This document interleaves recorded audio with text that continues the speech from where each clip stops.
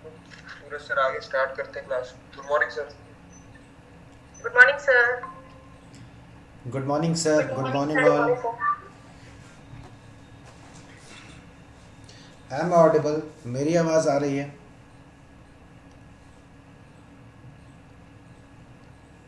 Yes. हाँ, thank you.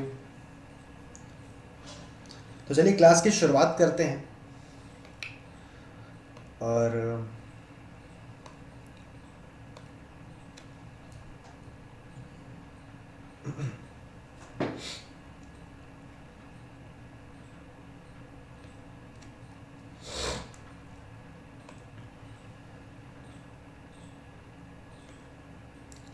जी, तो चलिए आज की क्लास स्टार्ट करते हैं। और आई होप सबसे पहले तो मुझे ये बताइए, मेरी ऑडियो वीडियो आप लोगों को प्रॉपरली क्लियर और विजिबल है ना? Yes sir. हाँ, थैंक यू। तो चलिए आज की क्लास स्टार्ट करते हैं। और आज हमारी 6th क्लास जा रही है मॉडर्न हिस्ट्री में। तो ज़रा ध्यान दीजिएगा दोस्तों, चीज़ें किस हिसाब से चल रही हैं और आपको कैसा लग रहा है पढ़ाई करके, या फिर कह सकते हैं मॉडर्न हिस्ट्री में मेरे साथ बने रहने में। तो चलिए दोस्तों, लास्ट क्लास तक मुझे जहाँ तक याद है, मैंने आप लोगों को 1857 रिवोल्ट से कहानी शुरुआत करवा करके जितने भी वहाँ के ग्रुप्स हुआ करते थे, जितने भी मूवमेंट्स हुआ करते थे, उसकी समाप्ति करवाई थी।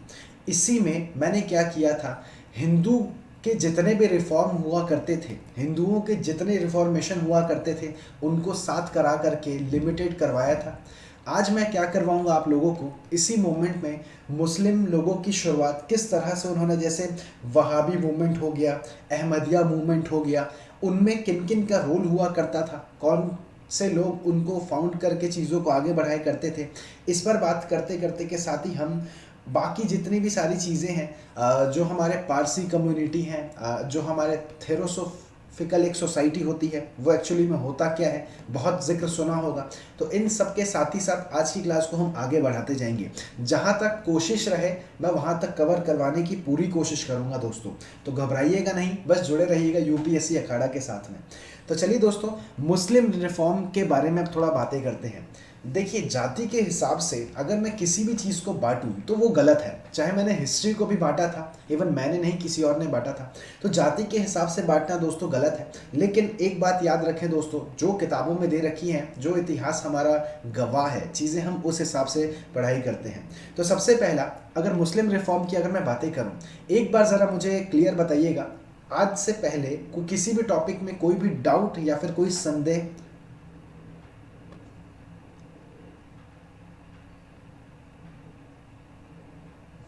या फिर कोई डाउट नहीं है? एक बार ज़रा मुझे बताइएगा, चीज़ें क्लियर हैं या नहीं? Yes sir, no doubt. ठीक है, क्लियर है। ठीक है, थैंक यू। तो वहाबी मूवमेंट, अगर रनिंग नोट्स बना रहे हैं तो मेरे साथ साथ लिखते जाइए, नहीं बना रहे हैं तो कोई दिक्कत वाली बात नहीं है। ये सारी चीज़ें आप लोगों को मिलने ही वाली हैं दोस्तों, आप लोगों के लिए ही हैं।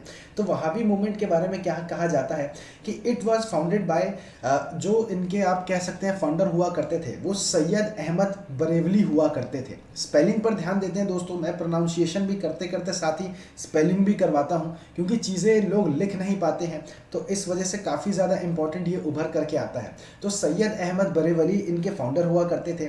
और he was inspired by Abdul Wahab, क्योंकि इसका जो नाम है वहाबी, वो कहीं ना कहीं वहाब से उभर करके आया है, और अब्दुल वहाब हुआ करते थे। इनसे ये जो सैयद अहमद हुआ करते थे, वो इंस्पायर होकर के चीज़ों की शुरुआत आगे बढ़ाए थे। इसमें क्या देखा जाता था कि ये लोग किसके अंगेज में हुआ करते थे दोस्तों, जो वेस्टर्न कल्चर हमारे इंडिया में इन्फ्लुएंस डाल रहा है, ये लोग उनके विपक्ष जा करके ये लोग अपने हित में चीज़ों को आगे बढ़ाया करते थे। उसी के साथ ही साथ दोस्तों, मुस्लिम के बारे में अगर बातें किया जाए, इस्लाम धर्म के बारे में बातें किया जाए, तो ये इन लोगों का फैलावा करने में भी इनको देखा क्या जाता था कि शुरुआत इन लोगों से ही इन्होंने करी थी। इसी के साथ ही साथ कह सकते हैं कि यहाँ इंडिया में मुस्लिमों इस्लाम के 4 स्कूल इन्होंने बनाया था, और जिस हिसाब से चीज़ों को आगे ले करके जाने में, इवन कह सकते हैं मुस्लिम जो एजुकेशन का जो रिफॉर्म हुआ था, वो भी इनके ही द्वारा किया गया था। इसी के साथ ही साथ आगे बढ़ते हैं तो इन्होंने क्या कहा था दोस्तों, इनकी एक खास बात क्या है कि इन्होंने इंडिया को कहा था कि India should be converted as the land of kafirs. आप लोगों ने सुना होगा, ये टर्म काफ़ी ज़्यादा यूज़ होता है, काफिर कौन है कौन नहीं है। तो इन्होंने ये कहा था, इनका ये मकसद हुआ करता था कि इंडिया को एक तरह से लैंड ऑफ काफिर के तौर पे हमको आजमाना है, या फिर हमें एक तरह से जो इंडिया है उसको लैंड ऑफ इस्लाम को भी नाम दे करके हम जा सकते हैं। क्योंकि अगर आज भी अगर हम देखेंगे दोस्तों, तो यहाँ पर हम इंडिया में जितने भी धर्म आते हैं दोस्तों, काफ़ी बड़ी संख्या में हर एक धर्म को एक यूनिटी की तरह ट्रीट किया जाता है। तो ये यही सारी चीज़ें दर्शाता है दोस्तों किस तरह से हमारा इंडिया खुद में ही एक महान कंट्री है दोस्तों। तो इसकी शुरुआत यहाँ से ही की गई थी। इसी के साथ ही साथ आगे बढ़ते हैं दोस्तों, तो अगला मूवमेंट जो हमारे सामने उभर करके आता है, चीज़ें लिमिटेड में है दोस्तों, टेंशन लेने वाली बात नहीं है। अगला जो है वो है टीतू मिर्स। अब टीतू मिर्स का जो रिफॉर्म है दोस्तों, टीटू मिर और मैंने एपोस्ट्रोफी एस लगा दिया, तो टीटू मिर्स रिफॉर्म कह सकते हैं, फिर मूवमेंट कह सकते हैं। तो ये मैंने पिछली बार भी करवाया था, लेकिन उस टाइम इसका कोई एक तरह से कह सकते हैं कि चीज़ें कहाँ पर हुआ करती थी वो एज अ फिक्स नहीं थी। लेकिन इस वक्त जो मैं करवा रहा हूँ दोस्तों, ये कह सकते हैं कि लिमिटेड में मुझे लगा कि मुस्लिम में इसको फिर से डालना चाहिए और फिर से इसका जो इम्पोर्टेंस है वो दर्शाना चाहिए दोस्तों। तो टीतू मिर्स के बारे में क्या कहा जाता है कि originally it was founded by Mir Nithar Ali. Mir Nithar NITHAR Ali, Mir Nithar Ali हुआ करते थे इसके फाउंडर। और ये एक तरह से देखा जाए तो लास्ट में मैंने इससे पहले जो मूवमेंट हमारे पास हुआ करते थे उसके जो फाउंडर हुआ करते थे दोस्तों, वो सैयद अहमद बरेवली हुआ करते थे। क्लियर है? तो ये इनसे ही इंस्पायर होकर के इन्होंने चीज़ों को आगे बढ़ाया। और अगला जो मूवमेंट हमारे पास आता है वो टीतू मिर्स का मूवमेंट उभर करके आता है। इसके बाद ही क्या हुआ था, इन्होंने क्या किया, जो वहाबिज्म होता है, वहाबिज्म कहने का मतलब जो लोग वहाब को फॉलो करते हैं उन्हीं को ISM लगा करके वहाबिज्म हम नाम देते हैं। तो ये लोग भी वहाबिज्म हुआ करते थे। और उसी के साथ ही साथ इन्होंने क्या किया था दोस्तों, जितने भी मुस्लिम पीजेंट हुआ करते थे उन लोगों को एक तरह से कह सकते हैं बुरा भला कहा होगा हिंदू लैंडलॉर्ड्स के बारे में। क्योंकि दोस्तों याद रखिएगा, अगर लैंडलॉर्ड है तो वो किसी भी जाति का हो सकता है, पीजेंट जो है वो किसी भी जाति का हो सकता है। तो बेसिकली यहाँ पर जितने भी मुस्लिम पीजेंट के बारे में अगर मैंने बातें करी हैं तो वो उनके खिलाफ जाते थे जो कि हिंदू लैंडलॉर्ड्स हुआ करते थे। तो ये बेसिकली इस मूवमेंट का जो मेन काम है वो यही हुआ करता था। इसी के साथ ही साथ आगे बढ़ते हैं दोस्तों, तो तीसरे नंबर पे जो मूवमेंट हमारे सामने उभर करके आता है वो उस मूवमेंट का नाम फराजी मूवमेंट है। FARAI फराजी मूवमेंट, MO मूवमेंट का स्पेलिंग आप लोगों को पता ही है। तो फराजी मूवमेंट उभर करके आता है दोस्तों। ये जो नाम वगैरह है, प्रोनाउंसिएशन की जो टेंशन है दोस्तों, वो एक बारी में डाउट क्लियर हो जाने वाली है क्योंकि मैं आप लोगों के साथ बना रहता हूँ। इसमें होता क्या है दोस्तों, बेसिकली कहा क्या जाता है कि ये जो मूवमेंट है वो ओरिजिनली इस्टेब्लिश हुआ था हजी सरेतित उल्लाह के द्वारा, HAZISHARITAT, उसी के बाद उल्लाह ULLAH। क्लियर है दोस्तों? हजी सरीदत उल्लाह के द्वारा ये जो मूवमेंट है वो शुरुआत की गई थी। इसी के साथ ही साथ क्या देखा गया था कि एक इस्लामिक हमारे पास में एक पिलर हुआ करता था, उनसे ही इंस्पायर होकर के इन्होंने चीज़ों को आगे बढ़ाई थी। इसका जो नाम है वो भी उसी पिलर पे ही एक तरह से कह सकते हैं चीज़ें डिस्क्राइब दे रखी हैं, और चीज़ें कह सकते हैं कि उसी पिलर से आप इंस्पिरेशन लेकर के इस मूवमेंट की शुरुआत कर रहे हैं।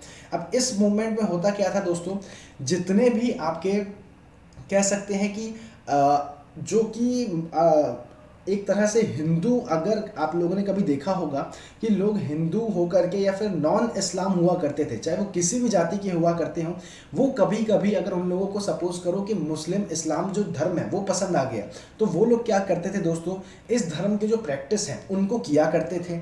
लेकिन इन्होंने क्या किया, इस मूवमेंट के बाद में चीज़ों को इसको रोकने की कोशिश की गई कि नहीं, जो मुस्लिम है, जो इस्लाम है, वही इन सारी चीज़ों को आगे ले करके जा सकेगा, बाकी नॉन इस्लामिक ये प्रैक्टिस को फॉलो कर ही नहीं पाएंगे। अगर करेंगे तो हम इनके विरुद्ध में हमेशा खड़े रहेंगे।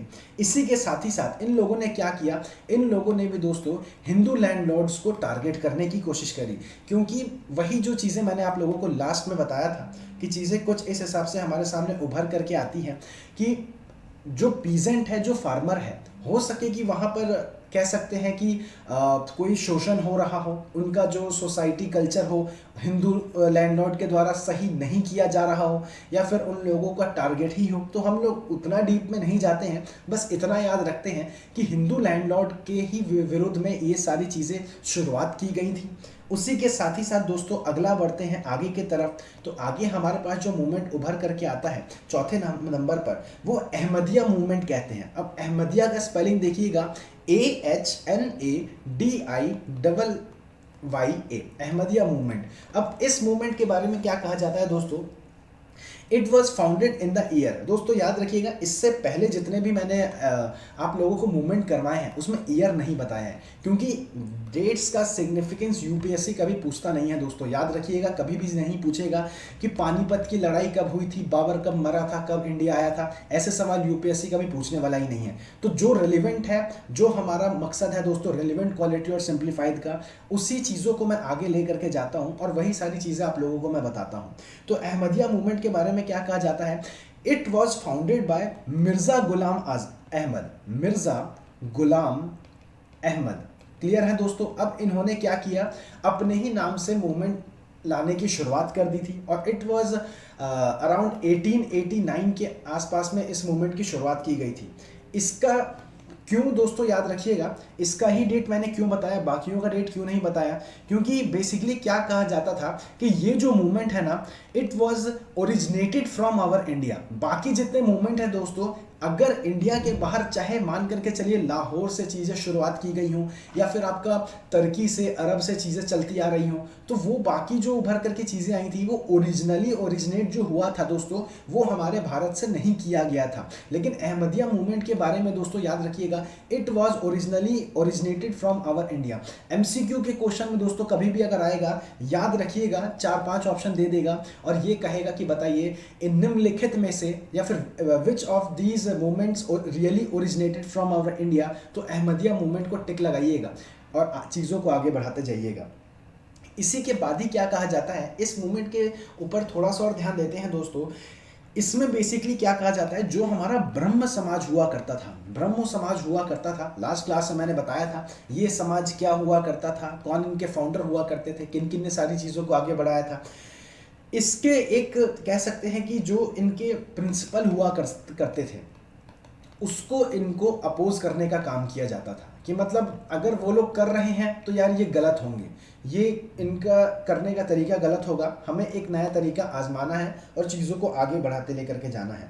इसी के साथ ही साथ दोस्तों आगे क्या देखा जाता था कि यहाँ पर आप कह सकते हैं कि जो जिहाद का जो कॉन्सेप्ट है उसको भी अपोज किया जाता था। फिर उसके बाद जो सेपरेशन है रिलीजन को देखते हुए, रिलीजन के हिसाब से जो सेपरेशन है उसको भी अपोज किया जाता था। उसी के साथ ही कह सकते हैं कि ह्यूमन राइट का जो प्रोटेक्शन है वो इनके ही इन मूवमेंट में भी चीज़ें आती हैं। तो एक तरह से दोस्तों ध्यान रखिएगा, इनके प्लस पॉइंट भी है और एक तरह से नेगेटिव तो हम नहीं कह सकते हैं, लेकिन हमारे पढ़ने के हिसाब से हम मान सकते हैं कि चीज़ें कहीं ऊपर है तो कहीं नीचे है। ये हर एक धर्म के साथ है दोस्तों, चीज़ें ऊपर भी है नीचे भी है। तो अगर मान करके चलिए इन लोगों के हिसाब से चीज़ें ठीक हैं, लेकिन समाज में उसका जो इफेक्ट पड़ रहा है, हो सके कि यहाँ पर जो ब्रह्म समाज को ये लोग अपोज करने के लिए आए हों, उनकी प्रिंसिपल थोड़ी सी सही हो दोस्तों, पूरी की पूरी सही अगर होती तो इसको भगवान का ही दर्जा मिल जाता, लेकिन ऐसा नहीं था दोस्तों। अब यही मान करके चलिए इन्होंने इसको अपोज करने का काम किया था, उसी के साथ अच्छे काम भी किया था, मतलब एक फेवर में होता है और एक अंगेंस्ट में होता है। तो फेवर में जो चीज़ें थी वो मैंने अभी आपको बताया कि जिहाद के कॉन्सेप्ट को उन्होंने अपोज किया था, ह्यूमन राइट का जो प्रोटेक्शन हुआ करता था उन्होंने किया था, जाति को लेकर के जो सेपरेशन हुआ करते थे उनको इन्होंने अपोज किया था, लेकिन इन्होंने अगेंस्ट में क्या रखा, ब्रह्म समाज की चीज़ों को अपोज किया दोस्तों। रिलीजन पर कभी भी बातें होती हैं तो या तो वो लोगों के हित के हिसाब से होती है, नहीं तो एक पॉलिटिकल कंडीशन को चीज़ें स्टार्ट करने के लिए दिखाई जाती हैं। दोस्तों थोड़ा सा आप लोगों को पता ही होगा किस तरह से हमारा ये सारी चीज़ें काम करती हैं। अगले मूवमेंट पर आते हैं दोस्तों।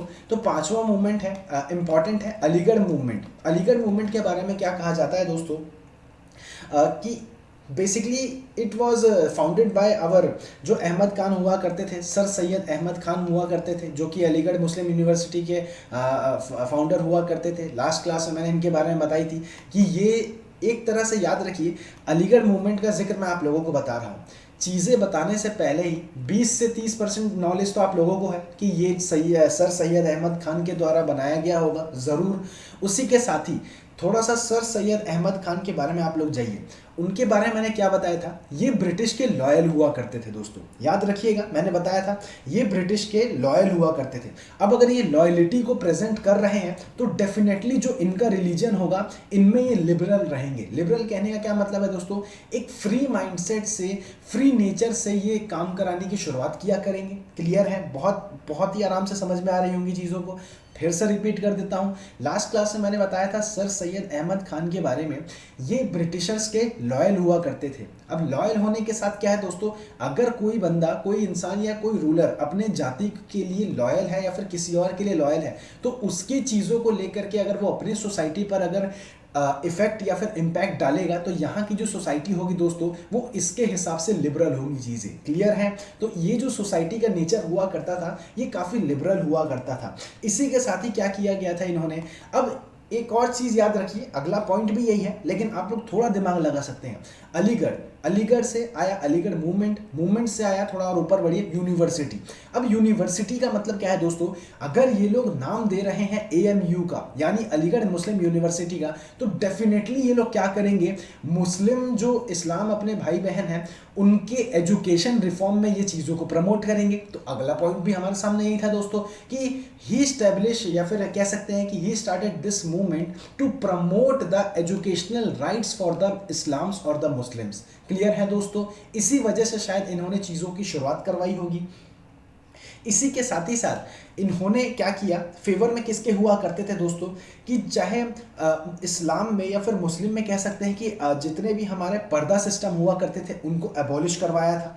उसी के साथ ही पॉलीगैमी के खिलाफ हुआ करते थे, विडो रीमैरिज के खिलाफ हुआ करते थे, और वुमेन एजुकेशन को इन्होंने एक तरह से कह सकते हैं कि देखिए कॉन्ट्राडिक्ट चीज़ें यहाँ पर करती हैं दोस्तों। मैं आप लोगों को बताता हूँ, मेरे नोट्स में चीज़ें दे रखी हैं कि ये एक तरह से कह सकते हैं कि वुमेन एजुकेशन को इन्होंने बढ़ाया था। क्लियर है दोस्तों, लेकिन मैं आप लोगों को बता दूं, आप लोग एक किताब उठाइएगा, स्पेक्ट्रम का किताब उठाइएगा, उसमें चीज़ें दर्शाई गई हैं कि वुमेन एजुकेशन पर काम नहीं हुआ गया था। दोस्तों हिस्ट्री यहीं पर कॉन्ट्राडिक्ट कर रही हैं और ये करती ही हैं। मैं आप लोगों को लाइव एग्जाम्पल दिखा रहा हूँ, लेकिन याद रखिएगा दोस्तों थोड़ी सी चीज़ें हम कह सकते हैं कि अगर वुमेन एजुकेशन पर आता है तो आप लोग अगर लिख भी दीजिएगा तो कोई गलत नहीं कहेगा, क्योंकि याद रखिए दोस्तों अगर यूनिवर्सिटी का फॉर्मेशन करवा रहे हैं तो ये एजुकेशन पर डेवलपमेंट आगे बढ़ा रहे हैं। और बाकी जितनी सारी चीज़ें हैं, चाहे वो पॉलीगैमी का हो, चाहे विडो रीमैरिज का हो, चाहे पर्दा सिस्टम का हो, ये बेसिकली देखा क्या जाता है वुमेन से ही तो ताल्लुक रखता है दोस्तों।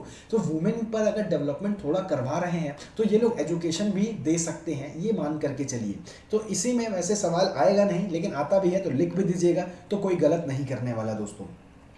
इसी के साथ ही आगे बढ़ते हैं छठे हमारे मूवमेंट पर। छठे मूवमेंट पर मैं बताऊं तो इसको दरुल उलूम कहते हैं। दरुल उलूम कहने का मतलब इसको हम लोग देवबंद स्कूल के नाम से भी जानते हैं, देवबंद स्कूल। ये प्रोनाउंसिएशन जो भी करिए दोस्तों, मैं तो खैर देवबंद के नाम से ही करता हूँ।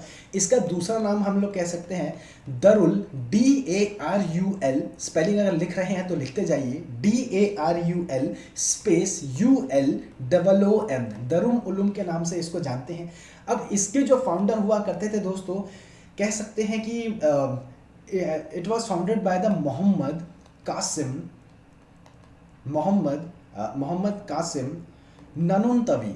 ननोतवी। ये नाम है दोस्तों मोहम्मद कासिम ननोतवी इन्होंने। और इसी के साथ साथ हमारे आए थे रशीद अहमद भाई का भी नाम हमारा यहाँ पर ही आया था। उसका जो पूरा नाम हुआ करता था, मुझे जहाँ तक याद आ रहा है, वो गंगोही के नाम से हम लोग जानते हैं, रशीद अहमद गंगोही, GANGHOI। क्लियर है दोस्तों। तो मोहम्मद कासिम ननोतवी और उसी के साथ ही साथ हमारा रशीद अहमद गंगोही, GANGHOI। क्लियर है। ये थोड़ा अजीब सा शब्द होगा, शायद पहली बार आप लोगों ने सुना होगा, लेकिन मैं आप लोगों को बता दूं दोस्तों, यहाँ पर जो चीज़ें मिलती हैं हमारे UPSC अखाड़ा पर, क्वालिटी की चीज़ें मिलती हैं। इसके अलावा कहीं भी आप लोग ऐसी चीज़ें नहीं देखिएगा। और मेरा मेन मकसद यही रहता है चीज़ें अभी नहीं आप लोगों को करवा दें कि पेपर टाइम में चीज़ें काफ़ी ज़्यादा आसान हो जाए दोस्तों। अब बातें करते हैं इसके काम के बारे में। इसके बारे में क्या काम कहा क्या जाता है कि बेसिकली देखा क्या जाता है, इट वॉज इंस्पायर्ड बाय, मतलब this movement was originally inspired by जो अलीगढ़ हमारा मूवमेंट हुआ करता था, यानी कि जो सर सैयद अहमद खान का जो अलीगढ़ स्कूल हुआ करता था दोस्तों, earlier it was not university, it was only a school. Basically हम लोग उसको अलीगढ़ स्कूल के नाम से जानते थे, या फिर हम लोग सर सैयद अहमद खान स्कूल, ऐसा कुछ इसका नाम हुआ करता था। तो ये बेसिकली जो देवबंद स्कूल है, वो जो इंस्पायरेशन है हमारा अलीगढ़ का जो स्कूल है, जो कि सर सैयद अहमद खान का स्कूल हुआ करता था, उनसे ही चीज़ें इंस्पायर होकर के आई थी। इनका हुआ था क्या दोस्तों, इन्होंने इनके सबसे इम्पॉर्टेंट काम के बारे में दर्शाई गई है कि दे सपोर्टेड आवर, या कह सकते हैं कि they supported the formation of INC. INC क्या है दोस्तों, इंडियन नेशनल कांग्रेस। इन लोगों ने क्या किया था, कांग्रेस को सपोर्ट करने के लिए इन्होंने इन सारी चीज़ों की शुरुआत करी थी। इसी के साथ ही साथ अगर आप लोगों का मन किया गया तो याद रखिएगा दोस्तों, कि ज़रा याद रखिएगा कि अगर ये स्कूल है तो बाकी वैसे तो कभी क्वेश्चन आएंगे नहीं, क्योंकि ये पहली बार है, और पहली बार कभी भी यूपीएससी कोई सवाल करेगा नहीं। प्रीलिम्स से ऊपर मेंस में ये सवाल आएंगे नहीं, प्रीलिम्स में आ सकते हैं। तो याद रखिएगा, इससे अगर सवाल अगर आते हैं तो इससे ज़्यादा उभर करके हमारे सामने चीज़ें नहीं आएंगी दोस्तों। याद क्लियर है। इसके बाद हम आगे बढ़ते हैं, इसके हम लोग काम के बारे में बातें करते हैं दोस्तों। इन्होंने क्या काम किया था, हमारा जो रिलीजियस जनरेशन है, कह सकते हैं एक तरह से जैसे मुस्लिम कम्युनिटी हुआ करती थी इस स्कूल से पहले, अगर टाइमलाइन पर बातें करूं तो ये समथिंग 1865 या 1866 के करीब ये बनवाया गया था और इस स्कूल का निर्माण हुआ गया था। इसमें हम लोग कहते क्या हैं कि मुस्लिम रीजनरेशन के बारे में यहाँ दर्शाई गई हैं। पहले की चीज़ें जो चलती आ रही थी उसको थोड़ा कह सकते हैं मॉडर्नाइज करके, अपडेट करके चीज़ें हमारे सामने दर्शाई जा रही हैं। तो ये मुस्लिम रीजनरेशन का काम भी हो रहा है, ये लोग आईएनसी को सपोर्ट भी कर रहे हैं। और चीज़ें दोस्तों याद रखिए, एक आप लोगों को थोड़ा ऑप्शनल की बातें करूं दोस्तों, लोग क्या कर रहे हैं आजकल, नोट्स बना दे रहे हैं। बाकी मार्केट की बातें करूं, वो लोग नोट्स हिस्ट्री का बना दे रहे हैं, ऑप्शनल से चीज़ों को ला रहे हैं और हमारे प्रीलिम्स मेंस में डाल दे रहे हैं। लोगों को लग रहा है कि वाह भाई, इन्होंने बहुत अच्छा काम किया, बहुत बड़ी चीज़ें करा दी, ये अच्छी जगह है पढ़ने के लिए। दोस्तों इन सब चक्रों में मत पड़िए। मैं आप लोगों को एक लाइव एग्जांपल और देता हूं। आप लोगों ने फतवा का नाम सुना होगा, नहीं सुना होगा तो मैं आप लोगों को बताता हूं। फतवा के बारे में क्या कहा जाता है कि ये बेसिकली एक फरमान के तौर पे या फिर रूल हुआ करता है जो कि ताल्लुक़ रखता है हमारा देवबंद स्कूल से। इसमें क्या कहा जाता है कि दे इशूड अ फतवा against the Aligarh Muslim university. दोस्तों क्या कहा जाता था कि एक तरह से चीज़ें दर्शा रही हैं कि जो ये लोग हुआ करते थे, इंस्पायर्ड तो ये यहाँ से ही हुए थे, लेकिन ज़रूरी तो नहीं है। अगर आप मान करके चलिए आप आज के डेट में यहाँ पर हैं, आप अगर किसी से इंस्पायर हो रहे हैं, किसी एक अपने इंस्पिरेशन से, तो ज़रूरी नहीं है कि आप उससे अच्छा ही कुछ सीखेंगे। दोस्तों आप उससे नेगेटिव चीज़ें भी तो सीख सकते हैं। तो यहाँ पर ये लोग इंस्पायर तो हुए थे, लेकिन हल्का सा डीप में जाऊँ तो एक फ़तवा इन्होंने इशू कर दिया था, जो कि हमारा अलीगढ़ मुस्लिम यूनिवर्सिटी के या फिर अलीगढ़ मुस्लिम स्कूल हुआ करता था, उनके चीज़ें अगेंस्ट में जा रही है। क्यों अगेंस्ट में जा रही है दोस्तों, इसका एक सबसे बड़ा लाइव एग्जांपल ये है कि ये लोग आईएनसी को जो फॉर्मेशन है उसको इन्होंने स्टार्टिंग से ही, शुरुआत से ही रोकथाम करने की शुरुआत की गई थी, दर्शाई गई थी। लेकिन इन लोगों ने क्या किया था दोस्तों, हमारे आईएनसी हुआ करते थे, इंडियन नेशनल कांग्रेस हुआ करती थी, इन लोगों के फॉर्मेशन में इन्होंने काफ़ी अच्छा रोल निभाया था। तो वैसे फतवा तो कभी आएगा नहीं, लेकिन अगर आएगा दोस्तों तो आप लोगों को 2 मिनट दे करके एक्स्ट्रा मैंने समझा भी दिया कि किस तरह से इन्होंने चीज़ों को इंस्पिरेशन भी रखा था, लेकिन उसके हिसाब से रीचेंज किया था हमारे इस्लाम कम्युनिटी में। क्लियर है दोस्तों, आगे बढ़ते हैं। इसमें कहीं भी किसी के मन में इन 6 मोमेंट में डाउट है तो ज़रा जल्दी बताइए दोस्तों।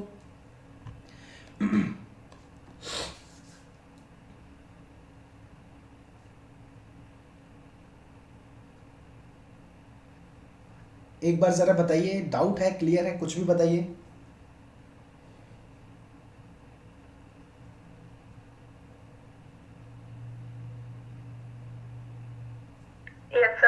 ठीक है, थैंक यू। इसी के साथ ही चलिए अब आगे बढ़ते हैं। तो बेसिकली क्या कहा जाता है, अगर हम लोग इंडिया के बारे में बातें करें और इवन आज भी नहीं या फिर पहले की बातें करते हैं, तो हम लोग हिंदू मुस्लिम की जो लड़ाई है उसको काफ़ी फेमस मानते हैं, लेकिन ये गलत है, सही है, हमें उसमें नहीं पढ़ना है। तो बेसिकली ये जो धर्म हुआ करती थी दोस्तों, इन दोनों धर्म के मतलब रिफॉर्मेशन के बारे में मैंने डीपली बताया। अब इसके अलावा जो धर्म हुआ करती थी, चाहे वो पारसी हो गई, सिख हो गई, इनके बारे में भी बताते हैं, क्योंकि इनमें भी क्या देखा जाता था कि जो 1857 के ही इर्द गिर्द में इनके भी द्वारा जो मूवमेंट है उसकी शुरुआत की गई थी। तो इसी के साथ ही चीज़ों को आगे बढ़ाते हैं दोस्तों। तो हमारे सामने सबसे पहले पारसी कम्युनिटी आती है दोस्तों। पारसियों का जो उद्गम होता है, ये कहते हैं कि माइनॉरिटी है हमारे इंडियन कम्युनिटी में आज भी, और ये बहुत ही छोटा ग्रुप हुआ करता है। जहाँ की एक लाइव एग्जांपल जो मैं आप लोगों को बताऊँ वो जॉन ओब्राहिम है, या फिर और बाकी जो लोग हैं वो लोग इसी कम्युनिटी से बिलोंग किया करते हैं।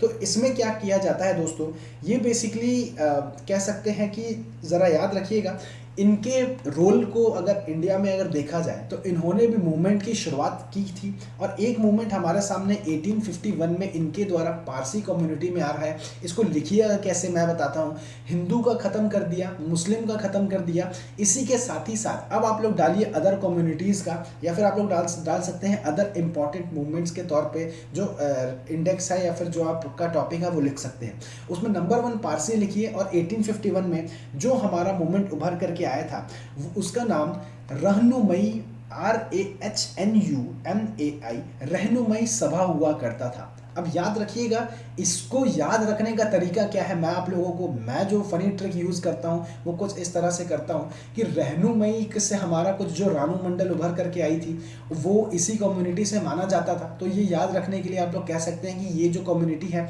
वो पारसी कम्युनिटी से बिलोंग किया करता है। अब इसमें क्या देखा जाता था दोस्तों कि जो प्यूरिफिकेशन का काम हुआ करता था, एक हमारा जो राष्ट्रीयन एक रिलीजन उभर करके आया था, तो जो प्यूरिफाई करते हैं या फिर शुद्धिकरण जिसे कहते हैं, वो इस मूवमेंट का काम हुआ करता था। और इसका जो जिक्र है दोस्तों, इनके द्वारा एक जो न्यूज़पेपर चलाया जाता था उसका नाम राष्ट्र, RAST, राष्ट्र गोफ्तर हुआ करता था। दोस्तों नाम बड़े अजीब हैं, हमारे मॉडर्न के ही नाम हैं, लेकिन आप लोगों को पढ़ना तो पड़ेगा ही, क्योंकि UPSC में सवाल आ सकते हैं। तो ज़रा याद रखिएगा दोस्तों, सवाल इस तरह से बन सकते हैं कि इनमें से पारसी कम्युनिटी के द्वारा कौन सा न्यूज़पेपर चलाया जाता था। तो 3-4 अजीब से नाम होंगे। एक हमारा राष्ट्र गोफ्तर का नाम होगा, वो इनके द्वारा चलाया जाता था। इसी के साथ ही अगर इसके नाम के बारे में जिक्र करूं दोस्तों, तो बेसिकली इनके लैंग्वेज में क्या कहा जाता था कि ये जो न्यूज़पेपर है वो हमेशा सच्चाई के ही पथ पे चलता है, यानी कि एक तरह से सच्चाई की ही चीज़ों को ये दर्शाता है या फिर बताता है। इसी के साथ ही साथ जो इसमें इस कम्युनिटी के समर्थक हुआ करते थे दोस्तों, वो हमारे दादा भाई नायरोजी हुआ करते थे, याद रखिएगा। फिर उसी के साथ ही हमारा कामा जी हुआ करते थे, वो बीका जी कामा जी नहीं दोस्तों, ये हमारे KR कामा जी हैं।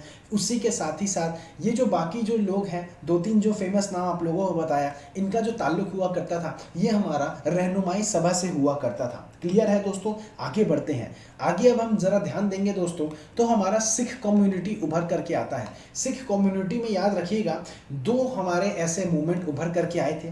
2 मूवमेंट पहले की बातें करूं तो पहला लिखिएगा, वो सिख सभा मूवमेंट के नाम से हम लोग जानते हैं, यानी कि कह सकते हैं सिख सभा कहिए या फिर सिंह सभा के नाम से हम लोग उसको जानते हैं।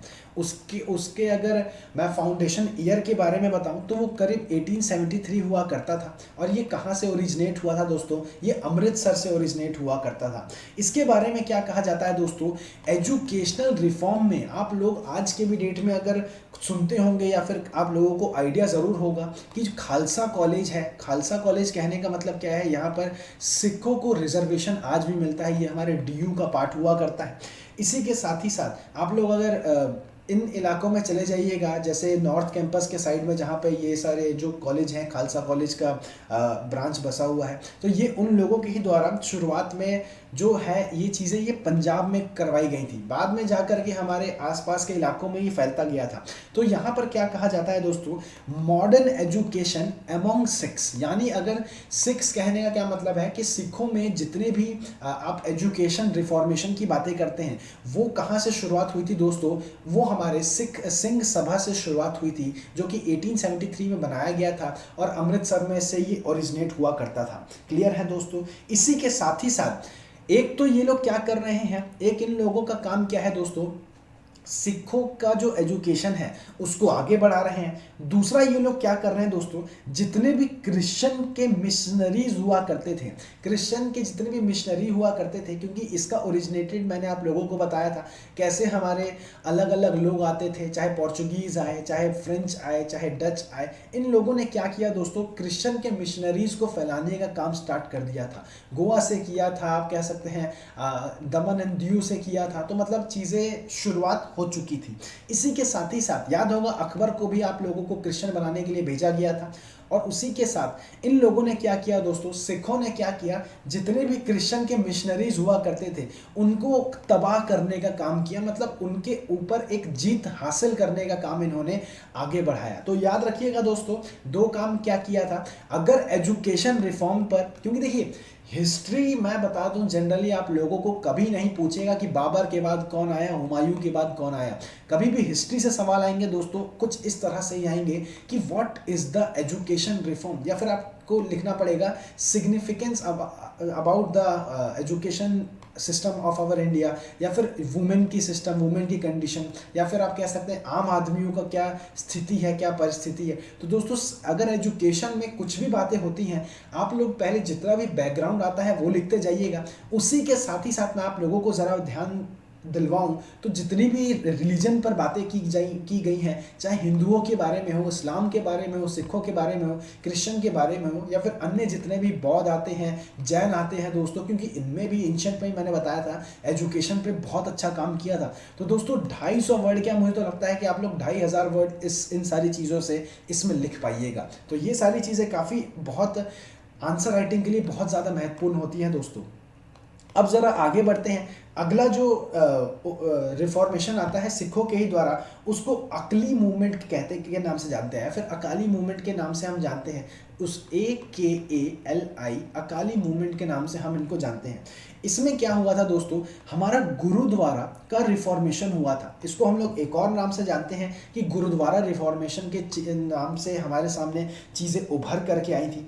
ये बेसिकली क्या कहा जाता है दोस्तों कि जितने भी जो आप लोगों को याद होगा अमृतसर में जो चीज़ें चलती हैं गुरुद्वारा को लेकर के, ये कुछ इनसे ही इसका ताल्लुक किया जाता है। अब ये मान करके चलिए दोस्तों कि स्टार्टिंग में क्या देखा जाता था कि आप लोगों को मैंने बताया था टेम्पल वगैरह का जो डेवलपमेंट है दोस्तों, वो हमेशा ऐसे शहर में हुआ करता था जो शहर हर जगह से कनेक्टेड है। अब हर जगह से कनेक्टेड है तो लोग बहुत ज़्यादा आएंगे। देखिए दोस्तों, हमारे सामने चीज़ें आज नहीं आ रही हैं, लेकिन इसका जो उद्गम है, इसकी जो शुरुआत है, वो बहुत पहले से ही इसको देखा जाता था। होता क्या था यहाँ पर कि टेम्पल बीच में होने के कारण लोग काफ़ी ज़्यादा आते थे। लोग काफ़ी ज़्यादा आएंगे तो वहाँ का इकोनॉमी रेट काफ़ी अच्छा होगा। अब इकोनॉमी रेट काफ़ी अच्छा होगा दोस्तों, तो जो वहाँ के पादरी होंगे, प्रिस्ट होंगे, या फिर पुजारी होंगे, वो लोग कह सकते हैं करप्शन के तौर पे चले जाएंगे। चीज़ों को अपने लोग भगवान के लिए चढ़ा रहे हैं, वो लोग अपने पॉकेट में अपनी जेब में भरते जाएंगे। इसी चीज़ को देखते हुए इन लोगों ने क्या किया था कि जितनी भी सारी चीज़ें उभर करके आई थी, इनके एक तरह से करप्शन हो रहे थे हमारे गुरुद्वारा में, तो इसको जो रिफॉर्मेशन है इनका नाम दिया गया था। इसी के साथ ही साथ एक तरह से कह सकते हैं कि सिखों का जो इससे पहले मैंने सिंह सभा करवाया था, ये लोग उससे इंस्पायर हुआ करते थे, क्योंकि देखा क्या जाता है फिर उसके बाद गुरुद्वारा में भी जो एजुकेशन रिफॉर्म है, गुरुद्वारा में भी जो चीज़ें हैं उसको आगे बढ़ाई जाती हैं। इसी में कुछ और अगर थोड़ा सा और आगे बढ़ते हैं तो एक हमारा सिख गुरु का एक्ट होता है 1922 में। ये बाद में बताएंगे कैसे क्या होता है जब हम इस टाइम फ्रेम में आते हैं। तो ये सारी चीज़ें हैं दोस्तों। इसके बाद अगला जो धर्म हमारे पास उभर करके आता है, ये बेसिकली कोई धर्म नहीं है, ये है theosophical society, THEOSOPHICAL, theosophical society के नाम से हम जानते हैं दोस्तों। ये कोई धर्म नहीं है, ये बेसिकली क्या कहा जाता है दोस्तों, एक ऑर्थोडॉक्स सोसाइटी के तौर पे बेसिकली अगर एक आइडिया मान करके चलिए तो ये एक ऑर्थोडॉक्स सोसाइटी होती है। अब कैसे होती है ज़रा याद रखिएगा दोस्तों। ज़रा आगे बढ़ते हैं थोड़ा सा। इसमें होता क्या है, पहले तो इसका ये मान करके चलिए, originally it was found by madam MADAME, madam HP। इनका पूरा नाम जो होता है वो दोस्तों ब्लावत्सई होता है, BLAVATSEI SKY। अब होता क्या है दोस्तों, और उन्हीं के साथ ही साथ एक हमारे कर्नल आते हैं COLONEL MS, colonel MS Olcott के नाम से हमारे सामने एक और शख्स आते हैं।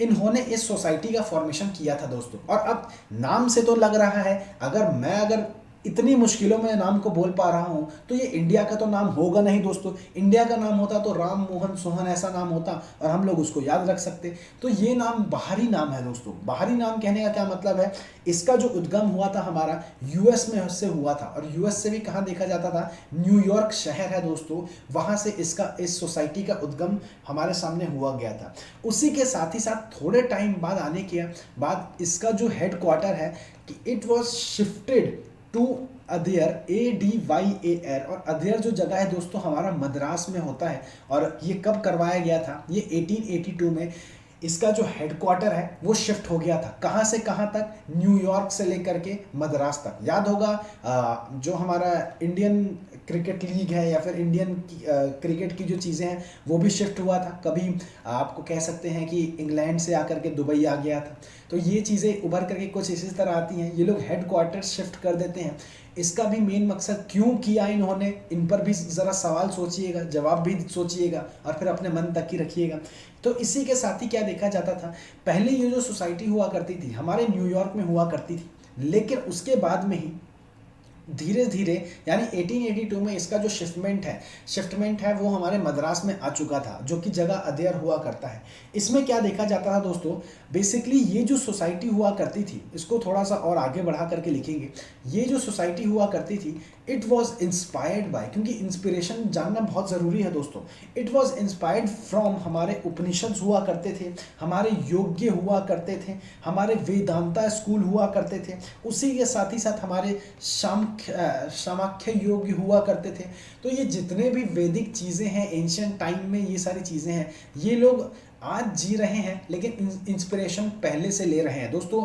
रिवाइवल होगा या रिफॉर्मेशन होगा, ज़रा खुद से सोचिएगा, रिवाइवल होगा या रिफॉर्मेशन होगा। तो ये दोस्तों रिवाइवल के तौर पे हमारे सामने चीज़ें उभर करके आती हैं, इसलिए इस सोसाइटी को हम लोग काफ़ी फेमस या फिर आप कह सकते हैं एक स्टार लगा करके याद करते हैं। उसी के साथ ही साथ इनका एक एम क्या हुआ करता था दोस्तों, इनका एम हुआ करता था कोई जाति नहीं, कोई धर्म नहीं, बस हमारे सामने जो भाईचारा है, ब्रदरहुड है, यूनिवर्सल ब्रदरहुड का जो कॉन्सेप्ट हमारे सामने आता है दोस्तों, ये थियोसॉफिकल सोसाइटी के ही द्वारा हमारे सामने दर्शाया जाता था। उसी के साथ ही साथ थोड़ा सा और मैं आगे बढ़ूं दोस्तों, तो इनके जो लीडर हुआ करते थे, लीडर कहने का मतलब इनको आगे ले जाने वाले कौन हुआ करते थे दोस्तों, हमारे एनी बेसेंट हुआ करते थे दोस्तों। आगे इनका जो रोल है अब वो भी मैं बताऊंगा, लेकिन फिलहाल इनका जो उद्गम हुआ करता था एनी बेसेंट का, वो 1847 से लेकर के 1933 तक इनका जो जीवन काल है वहाँ तक रही थी। उसी के साथ साथ आगे बढ़ाऊँ तो ये पहली बार तो हमारे इंडिया में इसी के थ्रू अराइव हुए थे, और ये 1893 में हमारे इंडिया में अराइव हुई थी।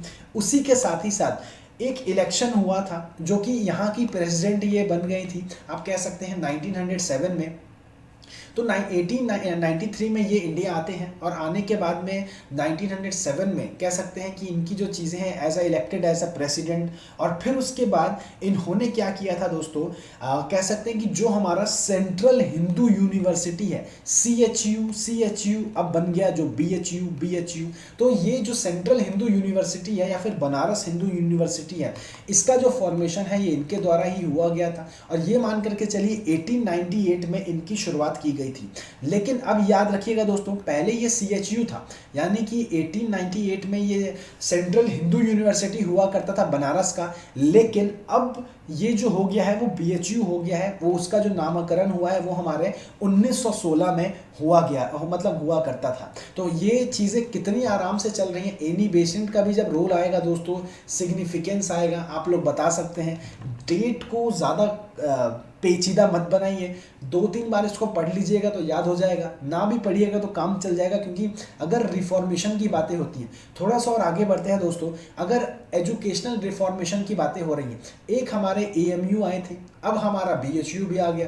तो ये लोग रिलीजन के हिसाब से एजुकेशन को बांट रहे हैं। ये गलत है, सही है, हमें इसमें नहीं पढ़ना है, लेकिन मुझे बस इतना पता है कि ये अगर काम करवा रहे हैं और हमें यहाँ पर पढ़ना है और जल्दी से पेपर क्लियर करना है। तो ये हमारा दोस्तों जो टॉपिक है वो यहाँ तक हुआ करता था। इसी के साथ ही साथ अब हम बातें करते हैं दोस्तों, अगला टॉपिक अपने नोटबुक पर लिखिएगा, मॉडर्न नेशनलिज्म। इस पर अब हम बातें करते हैं। चीज़ें ज़रा अब थोड़ा सा और आगे बढ़ाते हैं दोस्तों, किस तरह से चीज़ें आती हैं, क्योंकि अब जो हमारा स्ट्रगल है, आज़ादी की जो लड़ाई है वो अब शुरू हो चुकी थी। किस हिसाब से 1857 का टाइम फ्रेम हुआ करता था, उसी के साथ ही साथ मान करके चलिए इसका क्या सिग्निफिकेंस हुआ करता था, क्या रोल हुआ करता था, क्या क्या कौन कौन से लोग आया करते थे, क्या क्या सारी चीज़ें बोली गई थी, मतलब एक होल एंड सोल पूरा बता दिया मैंने। उससे पहले का टाइम, उसके बाद का टाइम, उसके बाद ही जितने सारे आप कह सकते हैं कि मूवमेंट्स आए थे, ये सारी चीज़ें आई थी, तो इनको लेकर के टेंशन लेना नहीं है।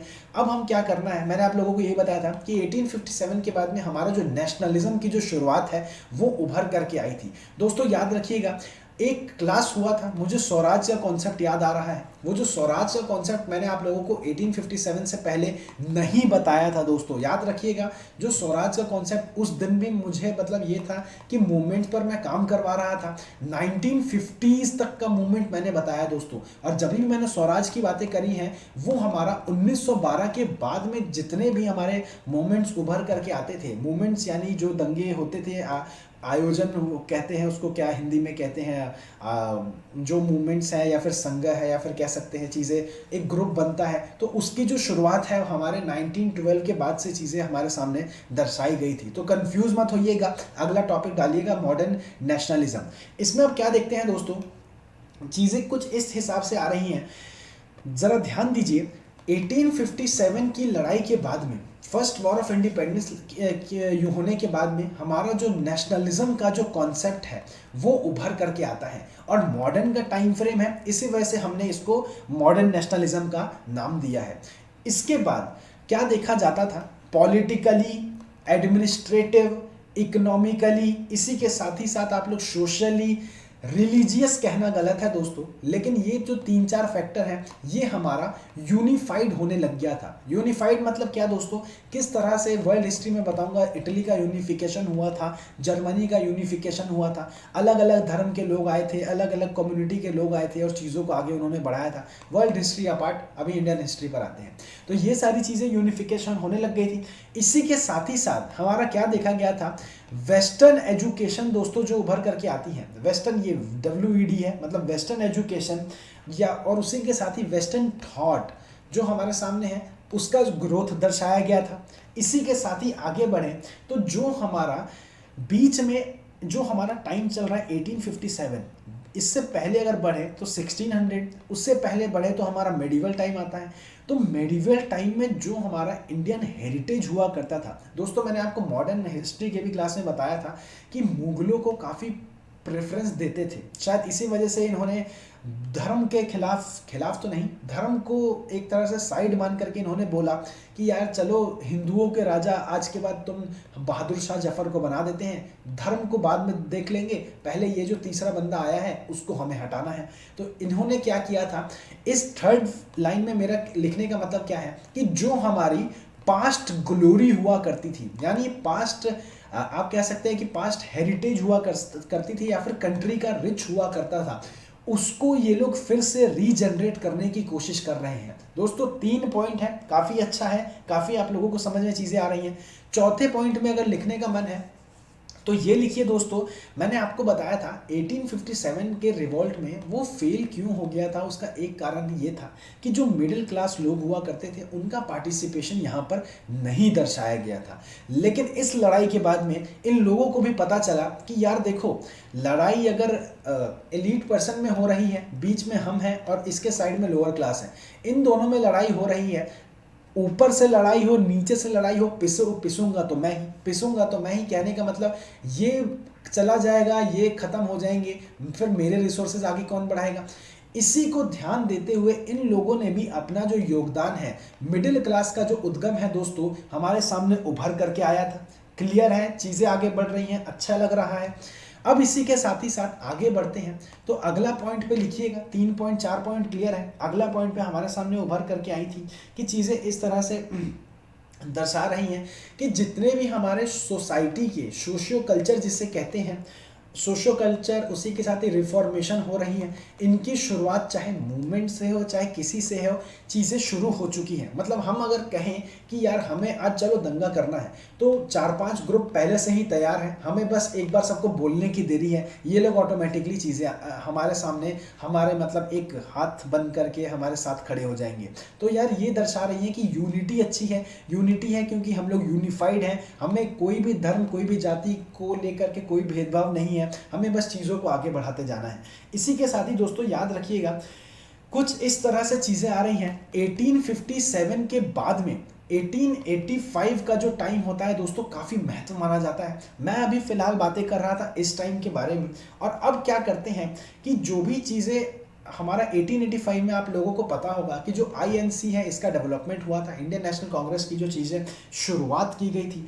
लेकिन दोस्तों याद रखिएगा ये जो 5 पॉइंट है इसको ख़त्म कीजिए, फिर अगला जो टॉपिक है ये मैं करवाता हूँ।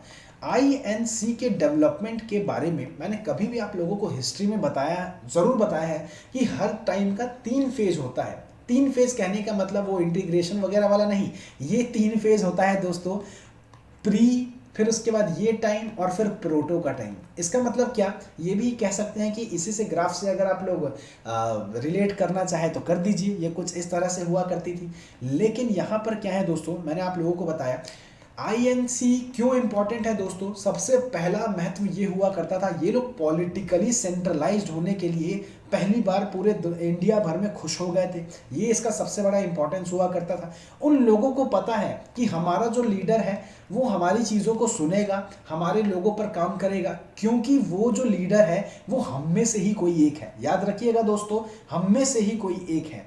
तो ये इम्पॉर्टेंट इसी वजह से है INC का। लेकिन INC के डेवलपमेंट होने से पहले 85 के टाइम फ्रेम से पहले की अगर मैं बातें करूं तो इसका जो आइडिया है ना वो लग चुका था कि एक टाइम ऐसा आएगा हम इन सारी चीज़ों को आगे बढ़ाएंगे। और इन सारी चीज़ों को आगे बढ़ाने का क्या मतलब है कि एक कॉन्सेप्ट के तौर पे चीज़ें हमारे सामने आ गई थी। दोस्तों आज मुझे पार्टी करनी है, आज ही अगर मैं प्लानिंग करूंगा तो पार्टी अनसक्सेसफुल डेफिनेटली जाएगी। लेकिन पार्टी मुझे परसों करनी है, लेकिन प्लानिंग मैंने आज से कर लिया, मेरे पास कल का टाइम है और परसों इवेंट का दिन है, तो 2 दिन में जो प्लानिंग मैं कर लूँगा ना तो मेरा जो पार्टी है वो सक्सेसफुल चला जाएगा। तो ये प्री हो गया और ये आज का इवेंट हो गया। और इसके बाद पार्टी के बाद में क्या रिटर्न गिफ्ट देना है, क्या सारी चीज़ें करनी है, वो मेरा काम है, तो उसको प्रोटो मान लीजिए या फिर उसको लेटर मान लीजिए। चीज़ें इस तरह से हमारे सामने आती हैं दोस्तों।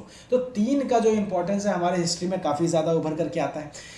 आइडिया आने के बाद में, कॉन्सेप्ट आने के बाद में अलग अलग करके क्षेत्र, बंगाल का क्षेत्र दोस्तों काफ़ी इंपॉर्टेंट माना जाता है। क्यों?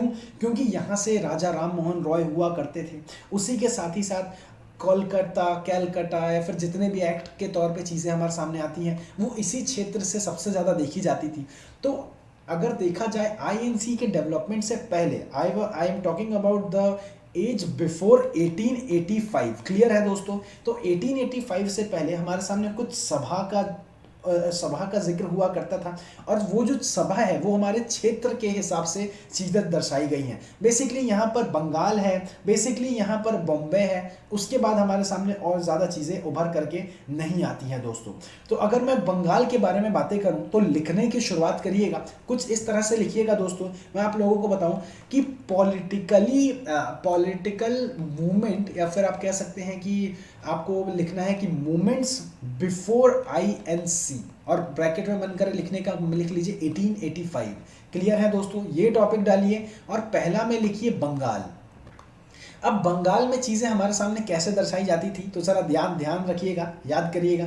हमारे सामने पहला जो सभा उभर करके आया था कुछ इस हिसाब से आया था, जिसको हम लोग बंगा भाषा, और ये बंगाल की ही भाषा है तो कुछ इस तरह से इसका प्रोनाउंसिएशन होता है दोस्तों। इसको हम लोग बंगा भाषा सभा के नाम से जानते हैं। बंगा भाषा सभा क्या होता है दोस्तों? इसका पूरा नाम बंगा भाषा प्रकशिका, इसका नाम प्रकशिका होता है, KASIKA, प्रशिक्षिका इसका पूरा नाम है, लेकिन इसको बंगा भाषा के नाम से याद रखिए, वो एक नाम ही है। और ये कुछ आपका लग रहा है कि ये बंगाली या फिर बंगाली नाम से ताल्लुक़ रखता है। दोस्तों इस मूवमेंट के बारे में क्या कहा जाता है, ये जो सभा है बेसिकली, अब ये मूवमेंट नहीं है, अब ये सभा है, अब ये सोसाइटी है। क्लियर है दोस्तों? अब ये एक तरह से हम जो संघ का जो कॉन्सेप्ट है उसको हम लेकर के आ रहे हैं। इसमें चीज़ें कुछ इस हिसाब से दर्शाई जा रही हैं। 1837 में कह सकते हैं कि it was founded bye RRM, यानी कि राजा राम मोहन, एक और आर है तो RRMR, तो राजा राम मोहन रॉय के द्वारा इन सारी चीज़ों को बनाया गया था। इसके सामने क्या कहा जाता था, ये जो सभा है, ये अगर इसके नाम के बारे में देखिए तो बंगा भाषा। दोस्तों इसको बाद में आप इसको नाम मात्र याद रखिए, वो कंफ्यूज ही करेंगी। मैंने सिर्फ इसी नाम से याद रखा था क्योंकि देखिए नाम को तोड़िएगा, हमारे हिस्ट्री में जो सिग्निफिकेंस है वो ऑटोमेटिकली पता चल जाएगा। तो बंगा, बंगा कहने का मतलब क्या है, हम लोग सिग्निफिकेंस कर रहे हैं बंगाली लोगों से, बंगाली लोगों से। भाषा का क्या मतलब है दोस्तों, भाषा कैसे आता है, एजुकेशन से आता है। तो दोस्तों याद रखिएगा, ये लोग जो कुछ काम करते हैं हमारे बंगाली एजुकेशन को या फिर बंगाली की सोसाइटी में जो एजुकेशन चीज़ें चलती आ रही हैं उनको प्रमोट करने के लिए चीज़ें बना रहे हैं। क्लियर है दोस्तों? नाम में याद रखना है ये नया टॉपिक है। नाम के अलावा आपको सिर्फ डेट याद रखने का मन है तो कर लीजिए, नहीं है तो कोई दिक्कत नहीं। राजा राम मोहन रॉय का नाम याद रखिएगा, नाम से ही इतनी सारी चीज़ें निकल करके आ रही हैं। तो दोस्तों ये ऐसी होती है पढ़ाने का तरीका, मतलब मैं इस तरह से चीज़ों को रेलिवेंट, क्वालिटी और सिंप्लीफाइड के तौर पे आगे बढ़ाता रहता हूँ। इसी के साथ ही अगला जो हमारा मूवमेंट बंगाल में हुआ था, इसको हम लोग जमींदारी एसोसिएशन के नाम से जानते हैं। जमीन आर कह रहा हूँ, ZAMINDARI और एसोसिएशन। क्लियर है दोस्तों? तो ये जमींदारी एसोसिएशन के नाम से हमारे सामने चीज़ें उभर करके आती हैं।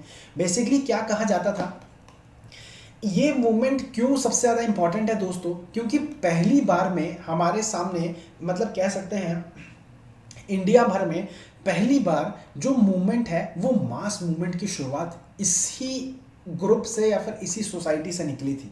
इससे पहले देखा क्या जाता था कि चलो यार लोग छोटे छोटे हैं, मतलब छोटे छोटे इलाकों में रहते हैं, अपनी अपनी मूवमेंट कर रहे हैं, वो सक्सेसफुल हुआ तो ठीक है, वो फेल हुआ तो ठीक है। लेकिन इस ग्रुप के बाद में एक हमारा मास मूवमेंट होने की शुरुआत दर्शाई जाती थी।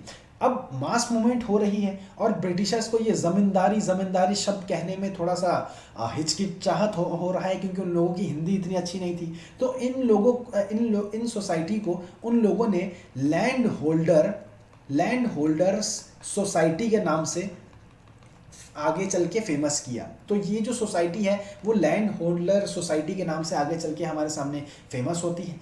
उसी के साथ ही साथ कहते क्या है, बेसिकली इस जो सोसाइटी है उसमें इसका मेन एम हुआ करता था, भाई अब आप लोगों ने देखा इतने सारे जो ग्रुप हुआ करते थे वो हमारे हिंदू लैंडलॉर्ड को परेशान करते थे। तो यही लैंडलॉर्ड को बचाने के लिए इस सभाओं ने, मतलब इनके लोगों ने क्या किया कि जितने भी लैंडलॉर्ड हुआ करते थे इनके प्रोटेक्शन में इस ग्रुप का जो उद्घाटन है या फिर शुरुआत है वो कर दी थी।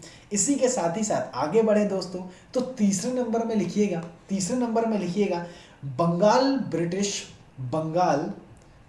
British Indian society. क्लियर है दोस्तों?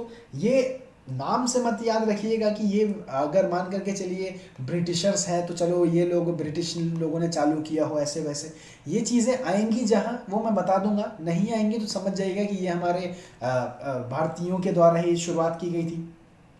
तो बेसिकली क्या कहा जाता है, it was founded in year 1843 और कहाँ, कलकत्ता में इसका शुरुआत किया गया था। वो कलकत्ता CAL वाला कलकत्ता, इसलिए मैं कलकत्ता कह रहा हूँ वरना मैं कोलकाता बोलता। तो कलकत्ता में इसकी शुरुआत की गई थी। इसी के साथ ही साथ क्या देखा जाता था, पहली बात क्या है, इस सोसाइटी का निर्माण कराने के लिए इसमें हमारे सामने जितने भी लोग हैं उनका एक तरह से कहने का मतलब, जैसे आज की डेट में हम सेंसस को करवाते हैं तो ये बंगाल का एक तरह से कह सकते हैं कलेक्शन ऑफ रिकॉर्ड्स के तौर पे हम लोग इस सोसाइटी को मानते हैं। ये किया क्या, ये जो ग्रुप है वो हमारा लोगों का जो रिकॉर्ड है उसको देखा करता था, और रिकॉर्ड के साथ ही साथ जो वहाँ का एक्चुअल कंडीशन हुआ करता था। दोस्तों सेंसस में जिसे जनगणना कहते हैं उसमें लोग दर्शा देंगे या दिखा देंगे कि मेरे पास 5 गाड़ी है, 6 गाड़ी है, लेकिन जब देखने जाओ तो भैया वो एक टूटी फूटी बाइक से चल रहे होते हैं। तो वो लोग क्या करते थे, जो वहाँ के एक्चुअल कंडीशन है उसके बारे में बातें करते थे, उस पर विचार विमर्श करके वो चीज़ों को आगे बढ़ाते थे। और तो ये जो बंगाल ब्रिटिश इंडियन सोसाइटी है, इसका काम ये हुआ करता था। उसी के साथ ही साथ ये जो कम्युनिटी है दोस्तों, अगर ये लोग याद रखिए, ये जो कॉन्ट्राडिक्शन है या फिर ये एक मेंटल स्टेबिलिटी की बातें होती हैं, वो चीज़ें पढ़ते पढ़ते ही ऑटोमेटिकली आ जाती हैं। इतनी बातों में आप लोगों को समझ में आ जानी चाहिए कि ये जो ग्रुप है ये हमारा सोसाइटी में मैंगो पीपल पर काम कर रहा है। मैंगो पीपल कहने का मतलब आम आदमी पर काम कर रहा है। आम आदमी पर काम करेगा तो ये जो जमींदार लोग होंगे, मिडिल क्लास लोग होंगे, इनके ये लोग खिलाफ होंगे। खिलाफ होने के बाद क्या होता है, इसी ग्रुप को हम लोग दूसरे नाम से जानते हैं, जिसको हम लोग एंटी जमींदार मूवमेंट का नाम देते हैं। और वो जो ग्रुप है वो यही है दोस्तों, याद रखिए। एक जगह बंगाल का जो ज़मींदारी एसोसिएशन है, वहाँ पर ज़मींदारों लोगों को बचाने का काम होता था। दूसरे लोग ही आते थे जो कि उनको बोलते थे कि नहीं यार तुम गलत हो, हमें चीज़ें अच्छे से चाहिए। तो ये कुछ इस हिसाब से हमारे सामने आती हैं। उसी के साथ ही साथ दोस्तों आगे बढ़ते हैं अगले मूवमेंट की तरफ, जो कि बंगाल में हमारे सामने दर्शाई गई थी चौथे में। उसको हम लोग BIA के नाम से जानते हैं। अब ये BIA क्या है दोस्तों, ये ब्रिटिश इंडियन एसोसिएशन है। दोस्तों याद रखिए, ब्रिटिश इंडियन एसोसिएशन है। मे बी इसको हम लोग ब्रिटिश का नाम इसलिए भी दे रहे हो, उसमें हल्का सा 1% या 2% जो स्टॉक मार्केट आप लोग कहते हैं शेयर के तौर पे, इतना परसेंट उन लोगों को मिलता होगा इस मूवमेंट में। शायद इसी वजह से इनका नाम आगे बढ़ रहा है। क्योंकि देखिए, स्टार्ट तो हमारे ही भाई बहन के द्वारा किया गया था, इंडियन के द्वारा किया गया था। लेकिन अगर ब्रिटिशर्स को पता था कि अगर हमारे नाम से रखेंगे तो इन फ्यूचर में जब भी हम ये लोग पढ़ाई करेंगे तो हमारा नाम ऑटोमेटिकली इनके जुमा पर आ ही जाएगा। तो मतलब वो अपने मकसद में कह सकते हैं सक्सेसफुल हो ही गए। तो दोस्तों ये ब्रिटिश इंडियन एसोसिएशन है। इसमें क्या किया जाता था दोस्तों, जो हमारा जमींदारी एक कह सकते हैं कि बेसिकली ये एक कहते हैं ना कि जब दो लोग लड़ रहे हो तो बीच में, जब मैं स्कूल टाइम में हुआ करता था तो लड़ाई वगैरह हो जाती थी, तो बीच में एक बंदा आता था, वो कॉम्प्रो के नाम से फेमस करता था कि यार तुम दोनों आपस में कॉम्प्रो कर लो। कॉम्प्रो कहने का मुझे खुद चीज़ें समझ में नहीं आती थी, लास्ट में समझ में आई। वो कह रहे हैं कि समझौता कर लो, कॉम्प्रोमाइज़ कर लो। भाई पूरा बोलो ना यार। तो कॉम्प्रो करने के लिए इस ग्रुप को यहाँ पर लाया गया था। मतलब ये कॉम्प्रो किसको कर रहे हैं, और बंगाल में ही चीज़ें चल रही हैं। अभी जस्ट मैंने बताया दोस्तों, ज़मींदारी एसोसिएशन हमारे सामने चीज़ें आ रही हैं, वो लोग प्रोटेक्ट कर रहे हैं लैंडलॉर्ड को, और दूसरा जो हमारा सोसाइटी आ रहा है वो मार रहा है लैंडलॉर्ड को। तो ये दोनों तो लड़ रहे हैं आपस में। तो इसको कॉम्प्रो करवाने का जो काम है दोस्तों, वो BIA के द्वारा किया गया था। और फिर उसके बाद जा करके एक मर्जर, यानी कि मर्जर कहने का मतलब दोनों को जोड़ दिया गया था इस ग्रुप में। तो ये चीज़ें उभर करके आई थी। तो दोस्तों कहते क्या है कि जो चार्टर एक्ट 1853 का है दोस्तों, ये जितने एक्ट वगैरह हैं अभी सिर्फ नाम याद रखिए, बाद में मैं इनके जो काम है वो बताऊंगा दोस्तों। तो ये इसके इस साथ चीज़ें उभर करके आती हैं, जिसमें सॉल्ट ड्यूटी को एबॉलिश कर देते हैं। फिर उसके बाद आप कहते हैं कि जो ऑफिसर्स हुआ करते थे उनकी सैलरी को घटा देते हैं। उसी के साथ ही मेन एक थोड़ा मैं बता ही देता हूँ, 1853 का चार्टर एक्ट का सबसे मेन काम क्या हुआ करता था दोस्तों, इन लोगों ने जुडिशियरी और एग्जीक्यूटिव को अलग अलग कर दिया था। मतलब ब्रिटिश जो लोग हुआ करते थे, they separate our judiciary and executive in 2 different forms. Clear है दोस्तों। उसी के साथ ही साथ कहते क्या है कि लेजिस्लेटिव की भी चीज़ें आगे बढ़ाई गई थी। तो यहाँ से तीनों का कॉन्सेप्ट उभर करके आता है। उसी के साथ ही reduction in the high salaries of higher officer, मतलब ऑफिसर की जितनी ज़्यादा सैलरी हुआ करती थी उनको अब घटाने का काम किया जाता था। उसी के बाद ही सॉल्ट ड्यूटी, मतलब नमक पर जो कर लगे करते थे या फिर नमक पर जो आप कह सकते हैं टैक्स लगा करते थे, उन पर इन्होंने कटौती करने की शुरुआत कर दी। दोस्तों अभी डीप में नहीं बता रहा हूँ क्योंकि इनका भी एक क्लास है। ये जितने वॉइस रॉय हैं, ये जितने चार्टर एक्ट हैं, ये जितने ग्रुप्स वगैरह हैं, एक एक करके सबको पकड़ के पीटते जाएंगे, तो टेंशन लेने वाली बात है नहीं दोस्तों। इसी के साथ ही साथ आगे बढ़ते हैं तो हमारा 5वें नंबर पे जो फॉर्मेशन उभर करके आ रहा है वो हमारा the east India the east India association के नाम से हम इसको जानते हैं। ये थोड़े टाइम में मेरे पेन में क्या हो जाता है मुझे खुद समझ नहीं आता दोस्तों, ये अच्छे से नहीं लिख पाता। तो द ईस्ट इंडिया एसोसिएशन के नाम से चीज़ें आगे आती हैं। ये क्यों फेमस होता है दोस्तों, ये क्यों फेमस होता है, आप मुझे 1 मिनट का टाइम और दीजिए, मैं इसको थोड़ा सही ही कर लेता हूँ। हाँ, तब तक मैं बताता हूँ दोस्तों आप लोगों को कि ये जो ग्रुप अभी मैंने जस्ट आप लोगों को बताया, द ईस्ट इंडियन सोसाइटी, ये बेसिकली फेमस क्यों है, उनका मेन रीज़न क्या है दोस्तों कि it was basically started by या ऑर्गेनाइज्ड बाय दादा भाई नौरोजी। क्लियर है दोस्तों। और ये कहाँ पे शुरुआत की गई थी दोस्तों, ये लंदन में इसकी शुरुआत की गई थी। और कब शुरुआत की गई थी, ये 1866 में इसकी शुरुआत की गई थी। इसी के साथ ही साथ क्या देखा जाता था कि हमारे मतलब दादा भाई नौरोजी जा कर के लंदन में चीज़ों को बढ़ा रहे हैं और ईस्ट इंडिया एसोसिएशन को आगे बढ़ा रहे हैं, तो उनका एक जो मेन एम हुआ करता था कि इंडियन वेलफेयर या फिर इंडियन सोसाइटी या फिर इंडियन अवेयरनेस पर हम जा कर के वहाँ लंदन में जा कर के बातें करेंगे। क्लियर है दोस्तों, हमारी जो कंडीशन है उसको हम वहाँ जा कर के डिस्क्राइब करेंगे। ठीक है दोस्तों, आगे बढ़ते हैं हम छठे मूवमेंट की तरफ, यानी छठे सोसाइटी पर। ये है हमारा द इंडियन लीग। नाम से ऐसा लग रहा है दोस्तों जैसे कोई सर्कस का नाम हो, तो द इंडियन लीग है। अब द इंडियन लीग है, इसके बारे में क्या कहा जाता है उतना ज़्यादा इंपॉर्टेंट नहीं है, लेकिन थोड़ा सा इंपॉर्टेंट है और मैं चीज़ों को छोड़ना नहीं चाहता हूँ। कभी भी कहीं से कोई सवाल आ जाए आप लोगों के मन में, हमेशा मेरा ही नाम आएगा। मैंने ही आप लोगों को नई नई चीज़ें बताई थी, इसी वजह से मैं आप लोगों को चीज़ें रिलेवेंट, क्वालिटी और सिंप्लीफाइड करवाता हूँ। तो द इंडियन लीग के बारे में क्या कहा जाता है दोस्तों, it was started by Shishir Kumar Ghosh, SISIRKUMARGHOSH, Shishir Kumar Ghosh के द्वारा इसको बनाया गया था। और कब बनाया गया था, 1875 में। 1875 में इसको बनाया गया था। इसका मतलब क्या है दोस्तों, जितनी भी हमारी राजनैतिक पढ़ाई है, यानी पॉलिटिकल एजुकेशन है, जिसको हम लोग पॉलिटी के नाम से जानते हैं, राजनीतिक व्यवस्था के नाम से जानते हैं, तो जो पॉलिटिकली एजुकेशन है और जो नेशनलिज्म की चीज़ें हैं उनको बढ़ाने के लिए द इंडियन लीग की शुरुआत की गई थी। और किसने किया था, शिशिर कुमार घोष ने। कब किया था, 1875 में किया था। तो ये सारी चीज़ें दोस्तों काफ़ी ज़्यादा इंपॉर्टेंट है, इसी वजह से मैं आप लोगों को बता रहा हूँ, और इससे ज़्यादा चीज़ें आप लोगों को नहीं है। और सबसे अच्छी बात ये ऐसा नहीं है कि आज आप लोग 2022 का पेपर देंगे तो हमारे सामने 12 मूवमेंट है, आप लोग 2023 में देंगे तो ये जो मूवमेंट है 12 नहीं अब 15 हो जाएगा। दोस्तों हिस्ट्री का यही फ़ायदा होता है, एक बार जो चीज़ें कर लेंगे वो फिर करने की फिर ज़रूरत पड़ेगी नहीं।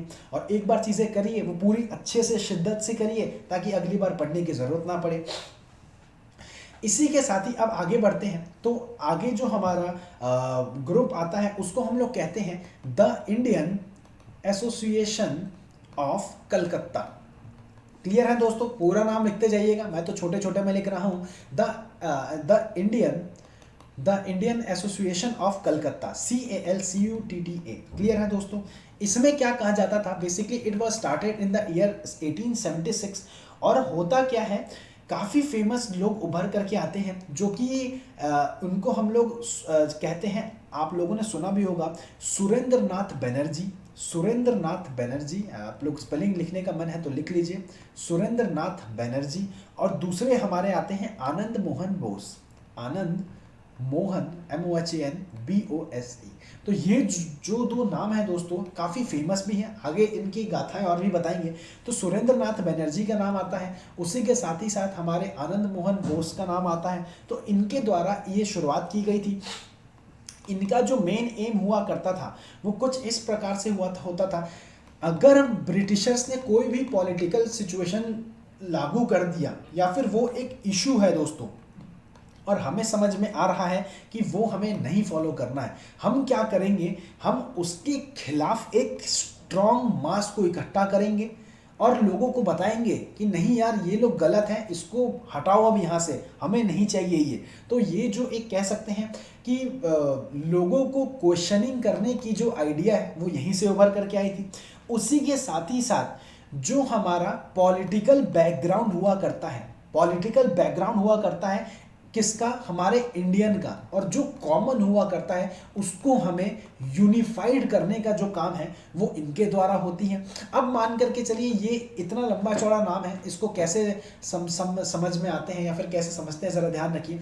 कोई अगर ऑफिसर है लेकिन वो ब्रिटिशर्स के अंदर में काम कर रहा है, वो है तो उसका पॉलिटिकली बैकग्राउंड इंडियन, लेकिन वो काम तो इसके लिए कर रहा है। लेकिन ये लोग आएंगे और बताएंगे कि यार तुम्हारा घर भी यहीं है, तुम किसी और के लिए काम कर रहे हो, तो इससे अच्छा है तुम हमारे साथ ज्वाइन हो जाओ। तो दोस्तों याद रखिएगा, अगर वो बंदा ऑफिसर है, इवन आज के भी डेट में अगर कोई ऑफिसर बनेगा तो लोग कहेंगे यार बेवकूफ़ को तो ऑफिसर बना नहीं सकते, उन्हें अच्छा खासा नॉलेज होगा, अच्छी चीज़ों को समझते होंगे। तो इन लोगों का क्या था कि अगर ये लोग हमारे साथ अगर आकर के जुड़ जाते हैं तो हमारा ही उद्गम होगा दोस्तों, हमारी ही शुरुआत की जाएगी।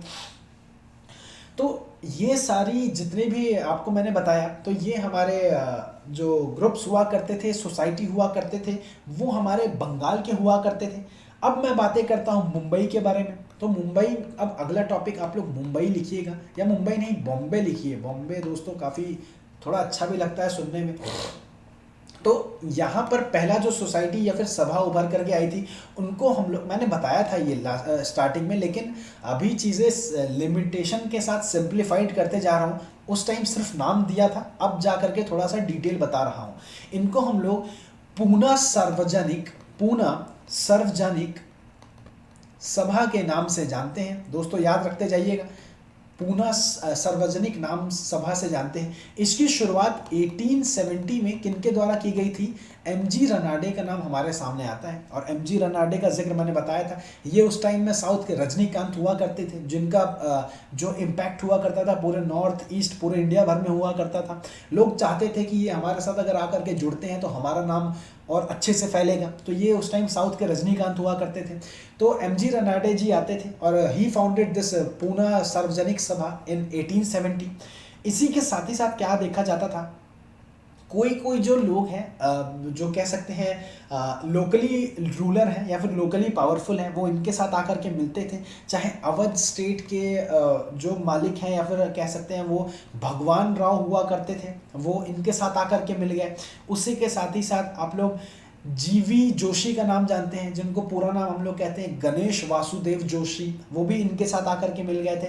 तो ये सारे जो लोग हैं इनके साथ मिलते थे। और इनका क्या ऑब्जेक्टिव हुआ करता था, इनका क्या एम हुआ करता था कि ज़रा ध्यान दीजिएगा, सरकार में और लोगों में यानी पीपल और गवर्नमेंट में एक लिंक होना चाहिए, और वो लिंक काफ़ी मतलब अच्छा होना चाहिए। और एक तरह से जो गवर्नमेंट है, सरकार है, वो हमारी पीपल को सर्व करना आना चाहिए। क्योंकि जो सरकार हुआ करती थी वो लोग बस अपने करप्शन के तौर पे चीज़ों को आगे बढ़ा करके अपनी जेब भरते जा रहे थे।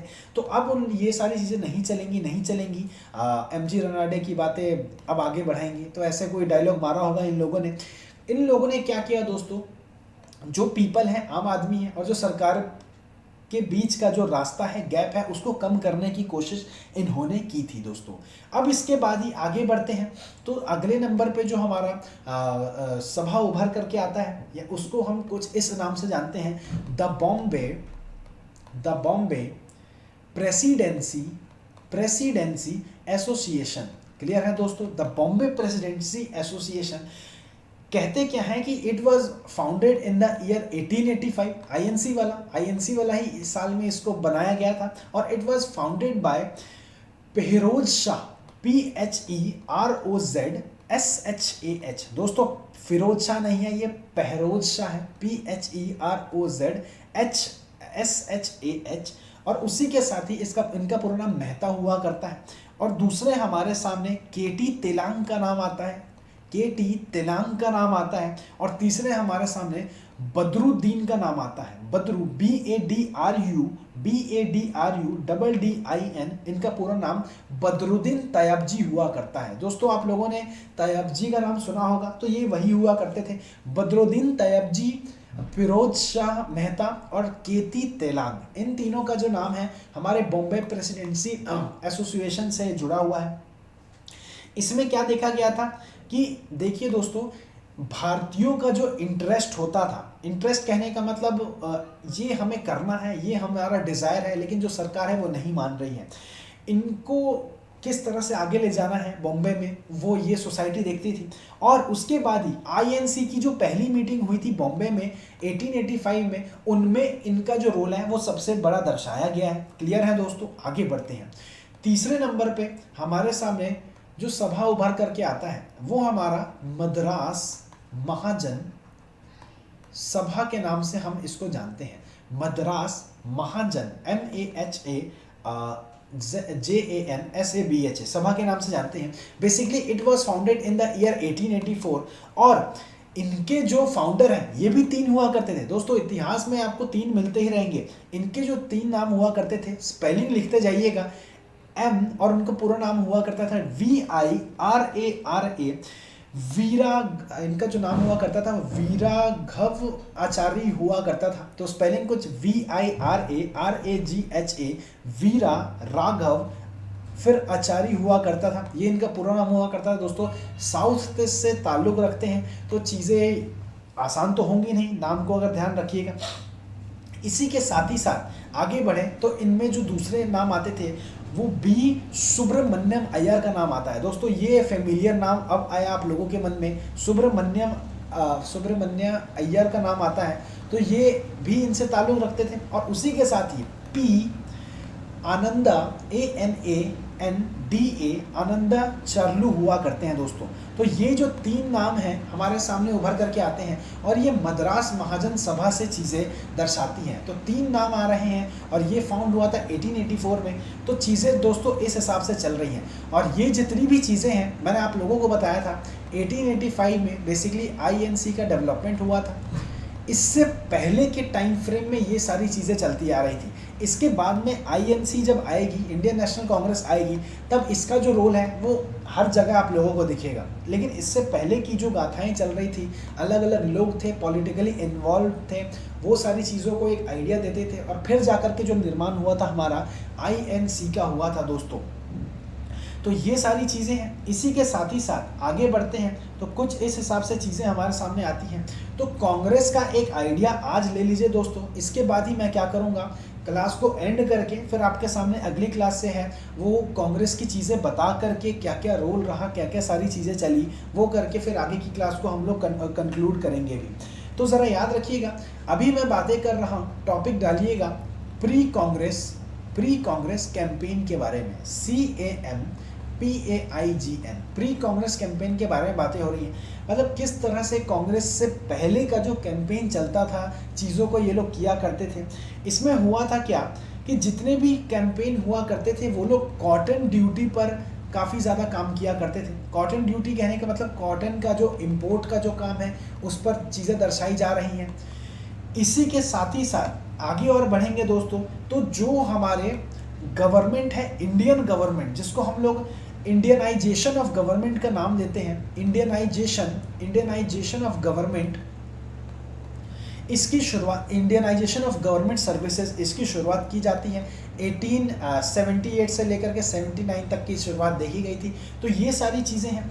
इसी के साथ ही साथ जो अगला उभर करके आ रहा है आर्म्स एक्ट आता है जो कि 78 का तहत लगता है। फिर उसी के साथ ही वर्नाकुलर प्रेस एक्ट आता है। दोस्तों काफ़ी इंपॉर्टेंट है वर्नाकुलर प्रेस एक्ट। उसी के साथ ही क्या होता है कि बाद में इसको, इस प्रेस के बारे में हुआ था क्या कि बाद में चल करके एक मिनट रुकिए, वर्नाकुलर के बारे में थोड़ा एक्स्ट्रा बता दीजिए। दोस्तों होता क्या था कि हम लोगों को पता है कि जो प्रेस है, जो मीडिया है, ये एक तरह से वॉचिंग का काम करते हैं, ये एक तरह से गार्डिंग का काम किया करते हैं। तो सरकार के खिलाफ अगर ये लोग जाया करती थी तो इन लोगों को आंखें बंद करवा दिया जाता था। तो इस एक्ट में ये हुआ करता था। लास्ट में आकर के हुआ था क्या, ये चीज़ें जब लोगों ने देखा कि खराब कर रही हैं तो लॉर्ड रिपन आए थे और इन लोगों ने मतलब इन चीज़ों को ख़त्म करके चीज़ों को फिर आगे बढ़ाया था। तो ये वर्नाकुलर प्रेस एक्ट है, ये काफ़ी ज़्यादा इंपॉर्टेंट है।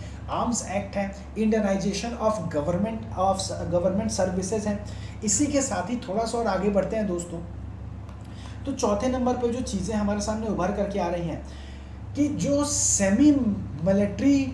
सेमी मिलिट्राइजेशन है या फिर मिलिट्री की चीज़ें हैं, हम लोग बनाते हैं, बन सकती हैं चीज़ें। जिस हिसाब से INC के फॉर्मेशन होने के बाद में थोड़े टाइम बाद आप लोग देखेंगे कि हमारे जो इंडियन है उनका भी एक मिलिट्राइजेशन होने की शुरुआत की जाती है।